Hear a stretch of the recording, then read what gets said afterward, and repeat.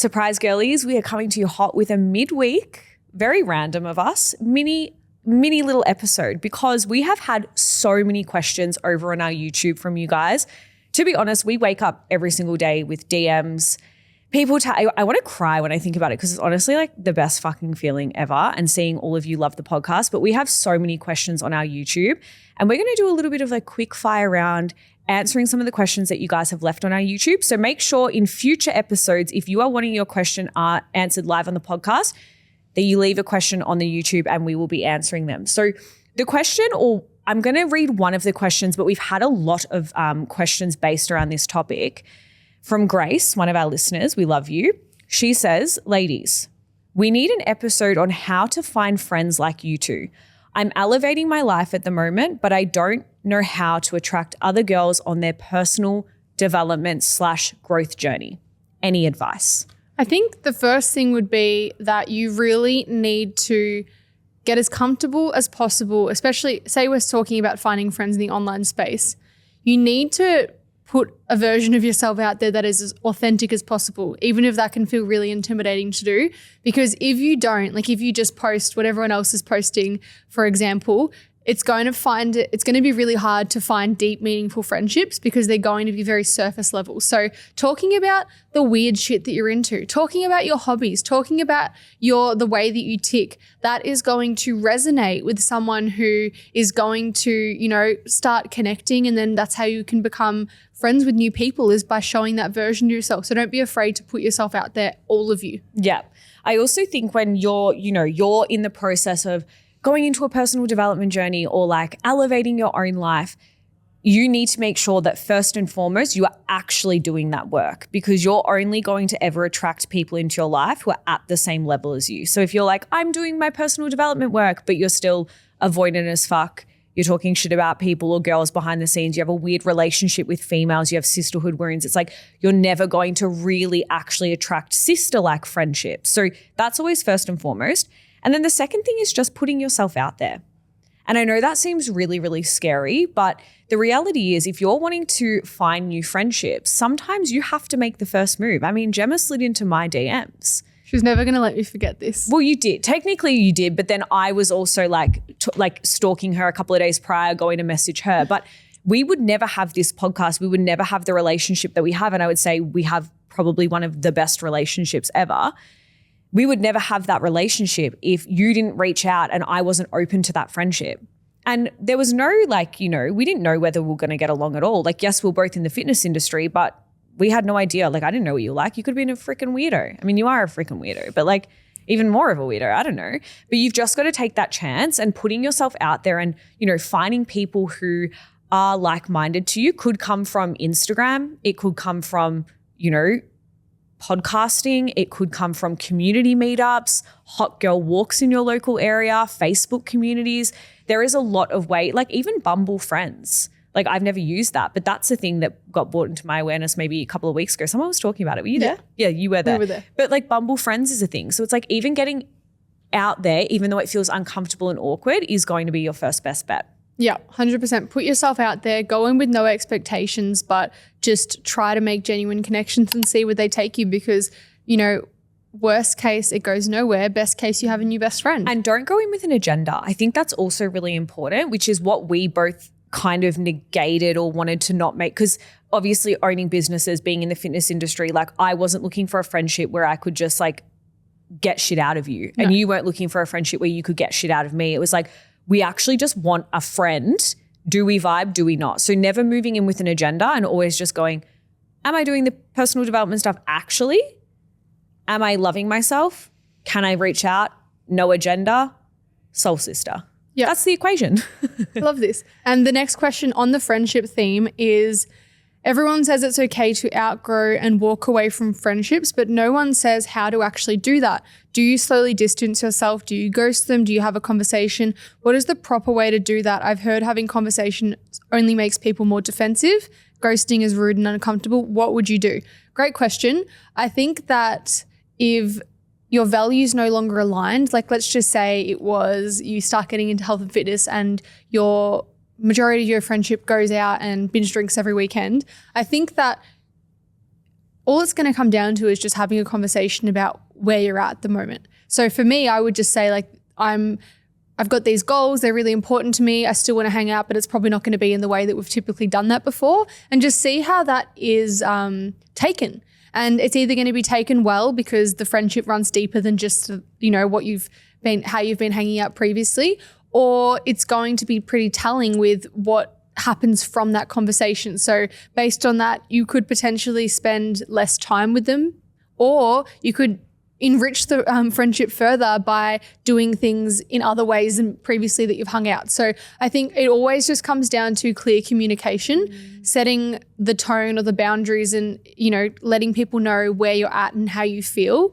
And then I would say if things are not being reciprocated, or if a relationship is kind of not progressing in the way that you want, I would just slowly give it less energy, to be honest. Yeah.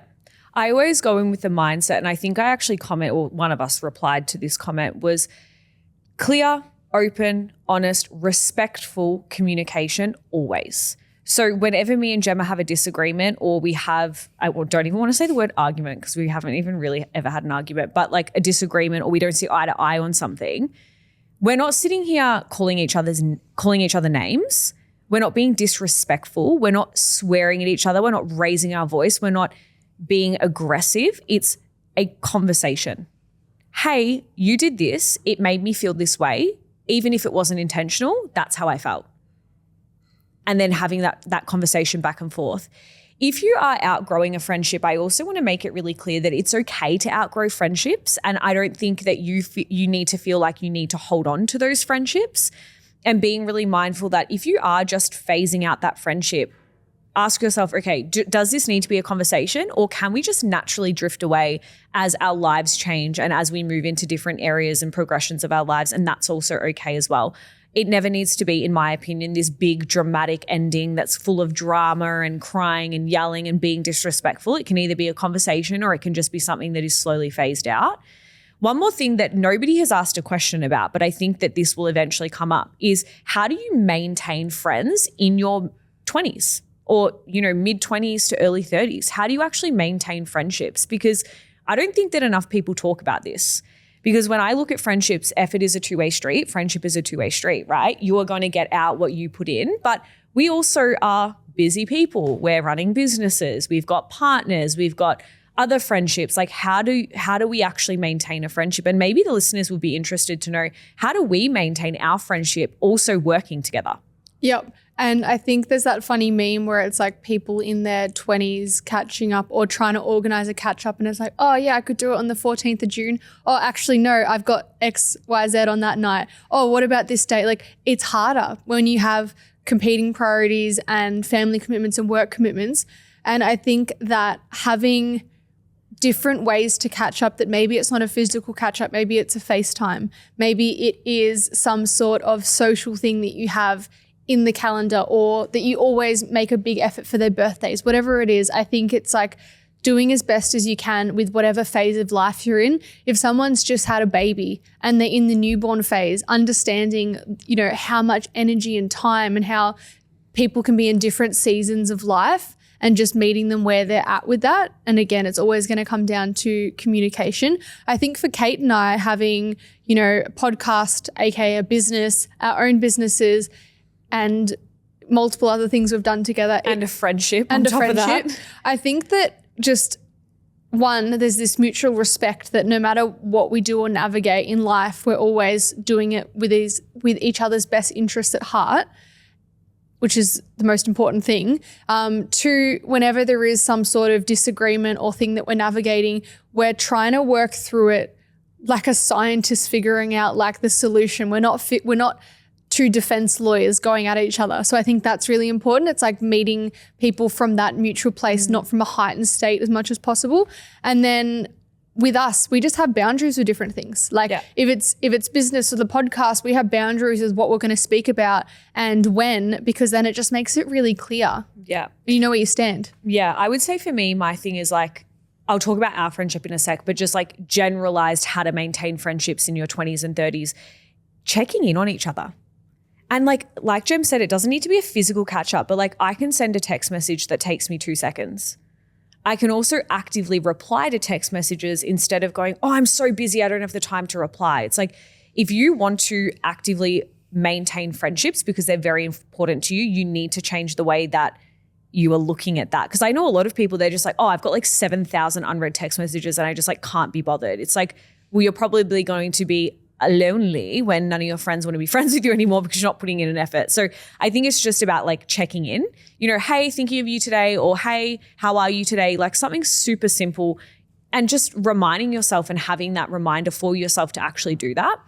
When it comes to our friendship, I think the biggest thing for me is just like we work as a team towards any issues that arise. Like we're not Kate and Gemma trying to fight an uphill battle and colliding heads. It's like we are Kate and Gemma together working like this. Yep, perfect.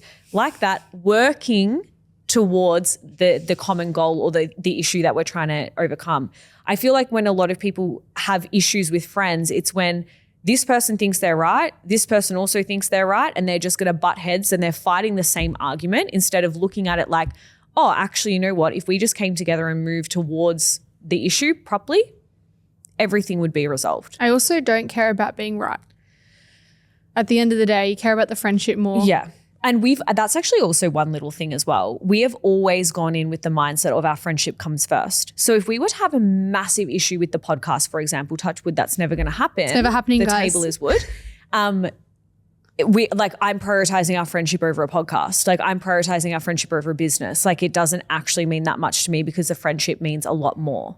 You know what I mean? It's giving Kate and Gemma take on the world. It's giving unstoppable. But anyways, hopefully this little like mini episode, mini training, whatever you want to call it, helped. I know it's a bit rogue, wild, random of us to throw in a midweek episode. You guys probably got whiplash. You didn't see that coming. But we love you so much. And thank you so much for listening. You know what to do. Like, subscribe, follow the podcast, rate us 5 stars, send it to your best friend. Tell us you love us because we love you so much. And bye. Bye.